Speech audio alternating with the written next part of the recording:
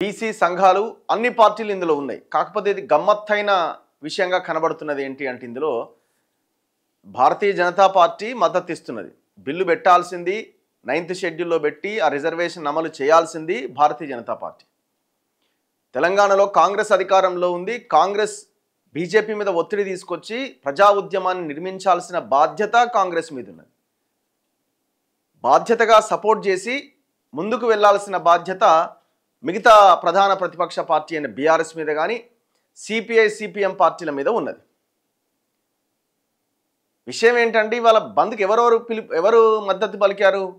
ఈ సంఘాలు ఇచ్చిన బంద్కి, బీసీ జేఏసీ ఇచ్చిన బంద్కి అన్ని పార్టీలు మద్దతు పలికినాయి. బీజేపీ కూడా మద్దతు పలికింది, కాంగ్రెస్ కూడా మద్దతు పలికింది, బీఆర్ఎస్ కూడా మద్దతు పలికింది. మరి అడ్డుకుంటున్నది ఎవడిగా? గమ్మత్ లేదు. అందరూ మద్దతే ఇచ్చిర్రు. బీజేపీ ఇచ్చింది, కాంగ్రెస్ ఇచ్చింది, బీఆర్ఎస్ ఇచ్చింది, కమ్యూనిస్టు పార్టీలు ఇచ్చినాయి, అందరూ మద్దతే ఇచ్చిర్రు. మరి అడ్డుకుంటున్న వాళ్ళు ఎవరు ఇందులో? ఆయా పార్టీల్లో ఉన్న భావజాలాలు అడ్డుకుంటున్నాయి.